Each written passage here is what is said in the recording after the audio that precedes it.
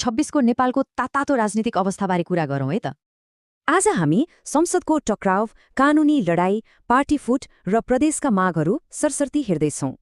सुरु गरौँ राजधानीबाट। अचम्म त के भने प्रधानमन्त्री शाह संसदबाटै गायब हुनुहुन्छ है त।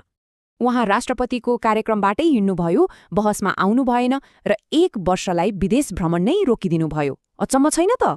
विपक्षीले प्रधानमन्त्री नै खोजे, तर सभामुखले चाहिँ नियम देखाउँदै अर्को मन्त्रीलाई खटाउन मिल्ने बताउनुभयो। अर्को ठूलो खबर, सन् 2006 यता नेता र कर्मचारीले कमाएको सम्पत्तिको अब कडा छानबिन हुँदैछ। अब कुरा गरौँ अध्यादेश विवादको। यहाँ सरकार र संसदबीच निकै ठूलो खटपट चलिरहेको छ। राष्ट्रपतिले फिर्ता पठाएको अध्यादेश सरकारले जस्ताको तस्तै फेरि पठायो, अनि त राष्ट्रपतिले पास गर्नै पर्यो। मुख्य कुरा के भने नि, अब संवैधानिक परिषदमा जम्मा 3 जनाले मात्रै पनि ठूला निर्णय गर्न पाउनेछन्। बल्ल 8 महिनापछि विपक्षी नेता थपिएर परिषदले पूर्णता पायो। अब भने काम अघि बढ्ने बाटो खुल्यो। तर कथा यहाँ सकिँदैन। माथिल्लो सदनमा बहुमत भएको विपक्षी दलले यी अध्यादेश खारिज गर्ने तयारी गर्दैछ। अब हेरौँ पुराना ठूला पार्टीहरूको हालत। यहाँ भित्रभित्रै एकदमै ठूलो भुइँचालो गइरहेको छ। काङ्ग्रेसभित्र देउवा खड्का समूह नयाँ दल खोल्ने सोचमा छ भने गगन थापा पक्ष नेतृत्वसँग पुरै रुष्ट छ।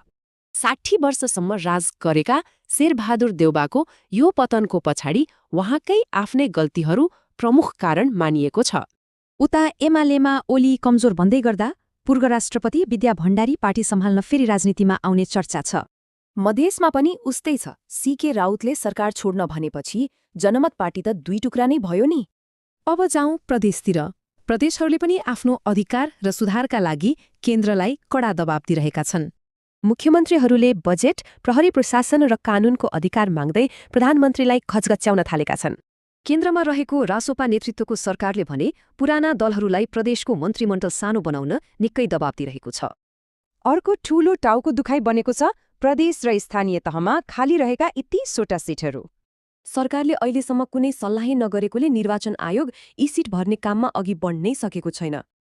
सरकारको खटपट, कानूनी लडाई र पार्टी फुटले अब नेपालको लोकतान्त्रिक भविष्यलाई कुन दिशामा लैजाला त सोच्नै पर्ने कुरा छ।